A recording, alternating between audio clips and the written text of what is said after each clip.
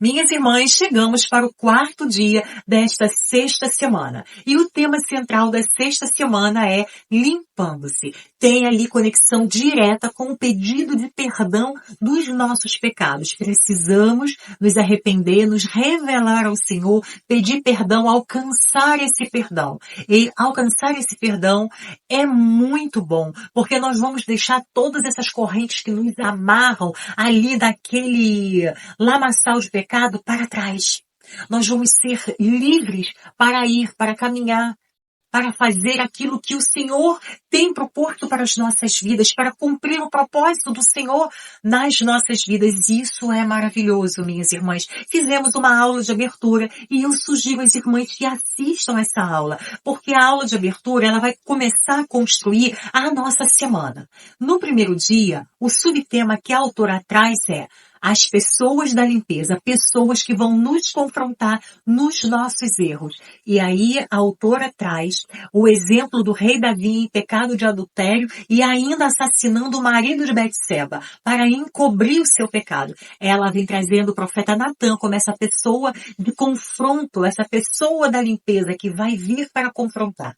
No segundo dia, a autora traz um tema que para mim é o ponto alto desta semana, que são as ferramentas espirituais que nós precisamos ter e manejar bem, viu, minhas irmãs? Porque as ferramentas espirituais, elas vão nos levar para outro patamar na vida espiritual. É ela quem vai nos fortalecer, quem vai nos fazer maduros, crentes fortes, maduros, que caminham, que estão ali junto com o Senhor, lado a lado, ombro a ombro, no Senhor, fazendo a obra dele, que é oração e meditação. Ela traz essas duas ferramentas.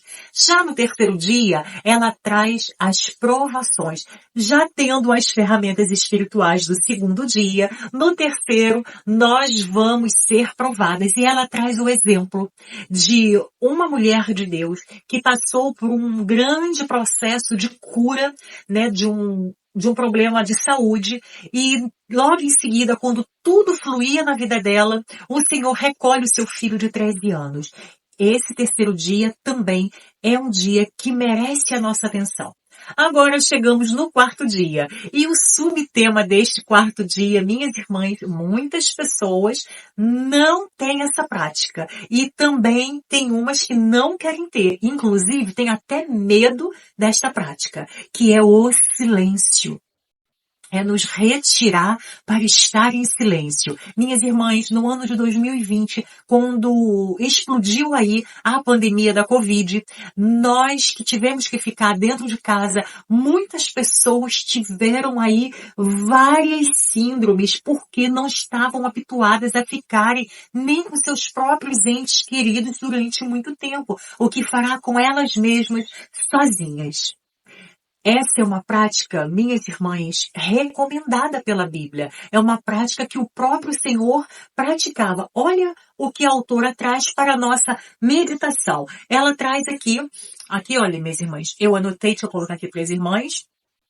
Aqui, olha, está sublinhado, está aqui, minhas irmãs, no livro, na página 123. Ela traz Marcos, o Evangelho de Marcos, no capítulo 6. Eu vou ler aqui na minha Bíblia, na NVI, porque eu estou fazendo o estudo desse livro todo na Bíblia, na NVI. Olha o que está falando aqui na NVI, capítulo 6, versículo 31 do Evangelho de Marcos. Olha aqui, havia muita gente indo e vindo, ao ponto de eles não terem tempo para comer. Jesus lhes disse: venham comigo para um lugar deserto e descansem um pouco. O Senhor não só vai, como ele ensina aos seus discípulos a se retirarem do meio da multidão, do meio do barulho, do meio inclusive de muito, até pode ser até louvor, pode ser podcast, pode ser um vídeo como esse aqui mesmo. O Senhor faz e ensina os seus discípulos a fazerem, a se afastarem da multidão para estarem em um tempo sozinhos, descansando, se alimentando e com eles mesmos, eles e eles mesmos. Minhas irmãs, essa prática, ela é maravilhosa. Eu já experimento essa prática há muitos e muitos anos. Já tem muitos anos que eu aprendi a ficar em silêncio, a acalmar a tempestade interna, a desligar tudo à minha volta e fazer silêncio para poder estar comigo e com o Senhor ali, sem ninguém, sem barulho nenhum. Viu, minhas irmãs? É maravilhoso para o nosso crescimento, para nos conhecermos, para mergulharmos dentro de nós, para podermos nos autoavaliar e ver quais são os nossos procedimentos, o que nós temos feito e podermos ali avaliar a nossa conduta, aquilo que precisamos fazer e que não temos feito, mas que se fizermos vamos nos aproximar mais e mais da presença do Senhor, teremos mais e mais conexão com Deus. Isso é lindo, minhas irmãs. Só experimenta ficar sozinha. A solitude é muito boa, minhas irmãs. Traz cura para nossa alma. Acalma a tempestade, o barulho. As ondas do mar cessam, fica tudo brando e você consegue olhar para você mesma. Isso é lindo, hein? Isso é bonito, viu, minhas irmãs? E eu também anotei aqui no Evangelho de Mateus, no capítulo 6 também. As irmãs abram aí a Bíblia. Evangelho de Mateus, capítulo 6, versículos 6 e 7, que dizem assim. Eu vou começar no 5 para as irmãs poderem entender melhor. Olha, e quando vocês orarem, isso aqui é o Senhor Jesus falando, tá? E quando vocês orarem, não sejam como os hipócritas. Eles gostam de ficar orando em pé nas sinagogas e nas praças públicas, a fim de serem vistos pelos outros. Olha isso. Eu lhes asseguro que eles já receberam sua plena recompensa. Agora vamos lá, minhas irmãs. Olha isso. Versículo 6 do capítulo 6. Mas quando você orar, vá para o seu quarto, feche a porta e ore a seu pai que está e o seu pai que está em secreto o recompensará. Olha que lindo, minhas irmãs. O Senhor nos ensina a nos retirarmos do meio da multidão.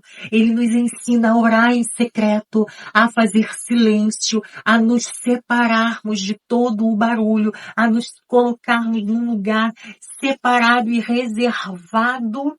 Aqui o nosso quarto é um lugar secreto, né? Não é que necessariamente nós tenhamos que estar dentro de um quarto fechado, viu, minhas irmãs? Nós podemos estar em qualquer lugar, até numa praia, sentado num final de tarde deserta, aonde ali nós vamos orar em silêncio e falar com o Senhor, agradecer, né? Falar com Deus e fazer silêncio, minhas irmãs. Às vezes nós não precisamos fazer nem falar nada, somente fazer silêncio para o Senhor ministrar o querer e a vontade dele no nosso coração, para ele nos trazer ali, olha, memórias de coisas que nós muitas das vezes não nos lembramos e precisamos nos lembrar para poder crescer e amadurecer mais e mais na presença do Senhor. Isso é muito bonito. Minhas irmãs, façam, essa é uma ferramenta poderosa, uma ferramenta espiritual, tá, minhas irmãs? Faz parte das disciplinas cristãs.